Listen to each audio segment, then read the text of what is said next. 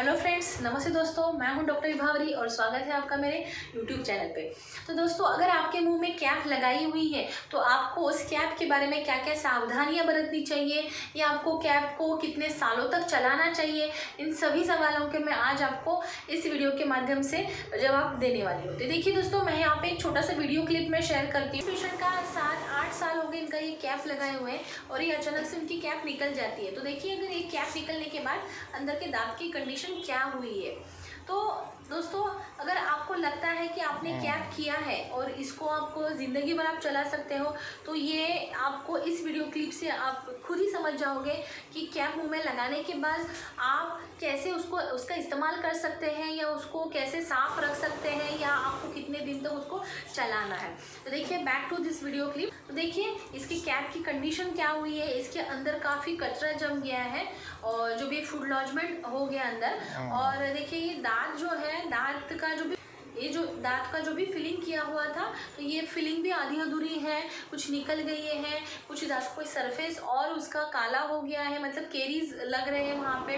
मसूड़े भी काफ़ी सूजन आ गई है, मसूड़े भी ब्लीड कर रहे हैं। तो ये देखिए, इन्होंने ध्यान नहीं दिया। जब तक कैप चिपकी हुई थी मुंह के अंदर या दांत के ऊपर, तब तक वो चलाने दी। तब उसके बीच में उनका खाना फंस रहा था या वो क्लीन नहीं कर पा रहे थे बार बार, तो उन्होंने वो ध्यान नहीं दिया। इसके कारण क्या हो गया, अंदर का जो भी मटेरियल था वो निकल गया है। जो भी दांत साफ था पहले, वो अभी काफ़ी ख़राब हो चुका है कैप लगाने के बावजूद। ओके, तो उन्होंने पहले ही अगर आके चेकअप करवाया होता और इंटेंशनली अगर हम कैप निकाल के देख लेते हैं कि अंदर इतना सब खराब है, तो इनका गम्स या मसूड़े की भी ये कंडीशन नहीं हुई होती।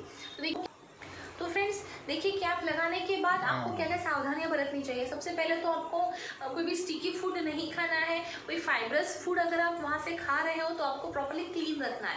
मतलब जैसे भी अगर प्याज है या मूली है, गाजर है, वो दांतों के बीच में या कैप के बीच में फंस जाता है, तो उसको थोड़ा आपको अवॉइड करना है। ठीक है, तो ये हो गया खाने के बारे में। लेकिन अगर कुछ महीनों के बाद या कुछ सालों के बाद आपको अगर वो दो दांतों के बीच या कैप के बीच में अगर कुछ खाना फंसने का आपको प्रॉब्लम शुरू हो रहा है, तो तुरंत आपको पहले डेंटिस्ट के पास जाके चेकअप करना ज़रूरी है। अदरवाइज क्या होता है, ये अगर जैसे मैंने अभी वीडियो क्लिप में दिखाया, ये कंडीशन हो गई तो पूरा जो भी स्ट्रक्चर है, जो टूथ स्ट्रक्चर है जिसके ऊपर कैप आपकी चिपकाई गई थी, वो टूथ सपोर्ट खराब हो जाता है। तो नेक्स्ट सिटिंग में अगर नेक्स्ट टाइम हम फिर से कैप बिठाने की कोशिश करते तो वो कैप प्रॉपरली नहीं बैठ पाती, क्योंकि वो सडन हो गई आजू बाजू के एरिया में। ठीक है, और वो जो मसूड़ा होता है, ये जो और जो गम्स का जो लॉस होता है, वो अलग चीज़। कैप लगाई है तो आप ज़िंदगी भर उसको ऐसे ही चला सकते हो या ऐसे ही रख सकते हो।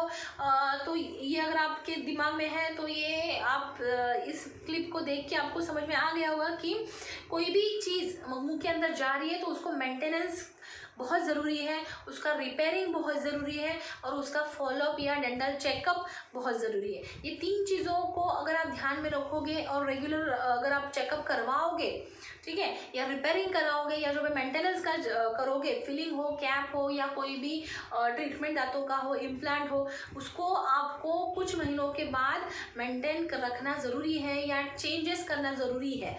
ओके, तो ये आप लाइफ टाइम रखोगे। और अगर बाई चांस कैप लूज़ है, फिलिंग लूज़ है और आप वैसे ही चला रहे हो, आपको दर्द नहीं हो रहा है, तो अंदर के अंदर दांत और सड़ते जाता है।